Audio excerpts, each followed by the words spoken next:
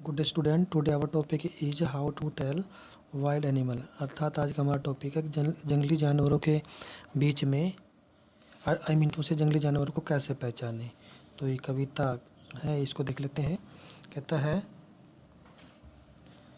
If ever you should go by chance to jungle in the east. अगर तुम्हें कभी पूर्व के जंगल में जाने का अवसर मिले या बाई चांस आप कभी पूर्व के जंगल में आप जा रहे हैं, and if there should to you advance a large and tawny beast, और उस जंगल में तुम्हारे सामने से अगर एक बड़ा और बादामी रंग का पशु तुम्हारे सामने से आगे बढ़ रहा है, if he roars at you, और तुम्हारे ऊपर धाड़ता है, एज यू आर डाइंग, और उसके धाड़ने से तुम मर रहे हो, you will know it is the Asian lion, तो तुम्हें पता चल जाएगा कि यह एक एशिया का शेर है। अगला स्टेंजा क्या कहता है, और इफ़ सम टाइम वहन रोमिंग राउंड, अगर तुम कभी इधर उधर घूम रहे हो, a noble wild beast greet you, और तुम्हारा सामना एक नेक जंगली जानवर से हो जाता है, with black stripe on a yellow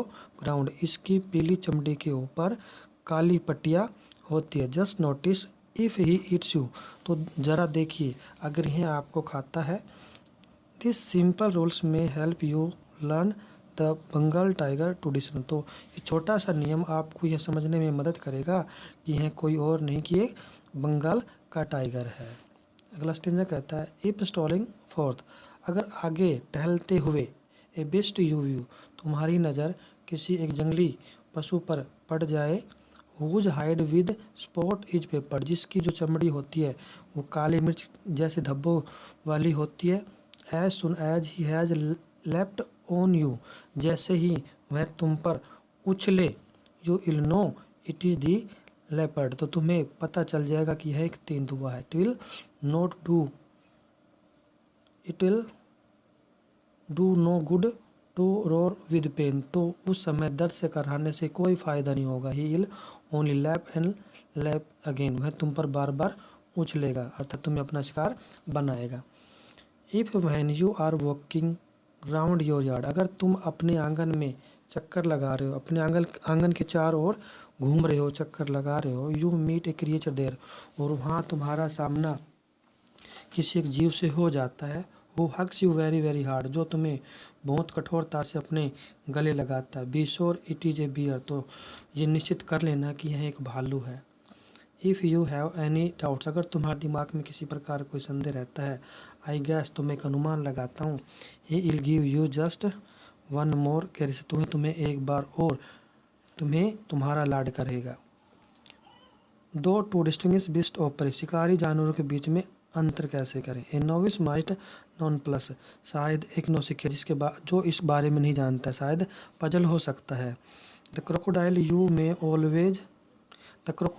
you always में टेल फ्रॉम द हाइना, 10, तुम कई बार क्रोकोडाइल को ही हाइना समझ लेते हो। हाइना कम्स विद मैरी स्माइल, जो हाइना होता है वह मुस्कुराता हुआ आता है।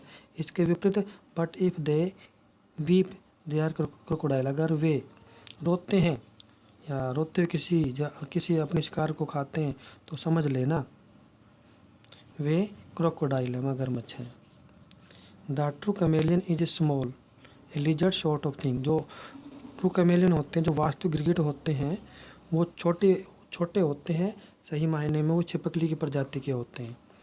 He hasn't any years at all, उसके बिल्कुल भी कान नहीं होते, and not a single wing, उसको बिल्कुल एक भी पंख नहीं होते। If there is nothing on the tree, अगर पेड़ पर कोई नहीं है, is the chameleon you see, तो तुम्हें पेड़ पर केवल कैमेलियन ही देखने को मिलेगा। अब इसके क्वेश्चन आंसर देख लेते हैं। पहला क्वेश्चन कहता है,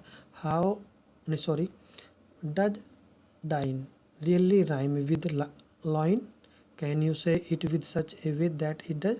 कहता है कि जो डाइन वर्ड है, वो उसकी जो ध्वनि होती है, गायत्मक जो ध्वनि होती है, वो लॉइन के साथ मिलती है, तो yes, dine really rhymes with lion, बिल्कुल मिलती है, क्योंकि एन की साउंड एन से मिल रही है। आगे कहता है, can you say it in such a way that it does, तो क्या तुम इसको इस प्रकार से कह सकते हो जिस प्रकार से कविता में यूज हुआ है, तो बिल्कुल इसको इस प्रकार से कह सकते हैं। अगला क्वेश्चन कहता है, how does the poet suggest that you identify the lion the tiger. कहता है कि जिस प्रकार से कवि सजेस्ट करता है, तुम किस प्रकार से एक लॉइन और एक टाइगर को पहचान सकते हो। वेयर कैन यू डू वहन कैन यू डू सो, तुम ऐसा कब कर सकते हो अकॉर्डिंग टू हिम, कवि के मुताबिक। तो हाइना कम्स विद मैरी स्माइल्स, हाइना जो आता है वो एक मुस्कुराहट के साथ आता है। But if they weep they are crocodile, वे रोते हुए आते हैं या रोते हुए अपने विक्टिम को खाते हैं तो वो क्रोकोडाइल है। हाउ द पोइट सजेस्ट, इसी प्रकार से जो कवि है वो हमें बताता है that we identify the lion and tiger, तो हम इसी प्रकार से लॉइन और टाइगर को पहचान सकते हैं। जब यू कैन डू सो, जब हम ऐसा करते हैं, अकॉर्डिंग टू हिम, उसके मुताबिक। If we happen to see them in jungle, ऐसा केवल तब होता है जब हम बाई चांस जंगल में चले जाते हैं, तो ऐसा केवल तब होता है। आगे कहता है do you think the word left lap in the third stanza are spelled well, कि जो लैप और लेफ्ट जो वर्ड आ रहा है ये इनकी स्पेलिंग सही है।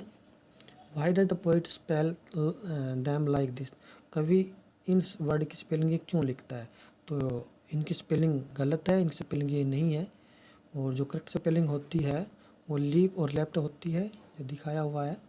द पोइट इस स्पेलिंग इसलिए लिखता है ताकि अपनी कविता के अंदर एक गात्मक शैली को पैदा कर सके, राइम स्कीम बना सके। तो ये चौथा क्वेश्चन देख लेते हैं। कहता है कि do you know what is bear hug is, क्या तुम्हें पता है कि जो भालू होता है वो उसका गले मिलना क्या होता है।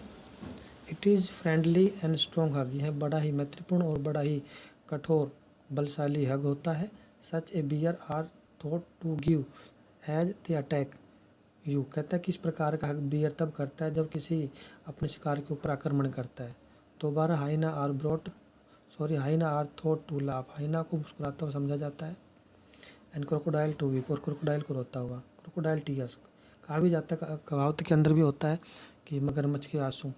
As they swallow their victim, ये आंसू तब निकलते जब वो अपने विक्टिम्स को खाता है, निकलता है। Are these similar expression and popular ideas about wild animal in your own language, क्या इस प्रकार की जो अभिव्यक्तियाँ हैं और पॉपुलर जो आइडियाज है पशुओं से संबंधित, जंगली पशुओं से संबंधित, क्या यह आपकी भाषा में भी मिलता है।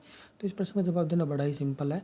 तो पहला कहता है कि yes we know that a bear hug is, हम जानते बियर हग क्या होती है, और बाकी तो मैं आपको समझा ही चुका हूँ। और लास्ट का क्वेश्चन है कि आर देयर सिमिलर एक्सप्रेशन, तो ये सभी की भाषा में आई थिंक होता है।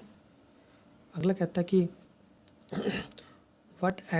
Look at the line A novice might non plus, how would you right this correctly, तो ये जो है गलत है, ग्रामेटिकली गलत है, तो इसको तुम कैसे लिखोगे सही। Why does the poets incorrect line bat in the poem, कवि की गलत लाइन भी सही कैसे है।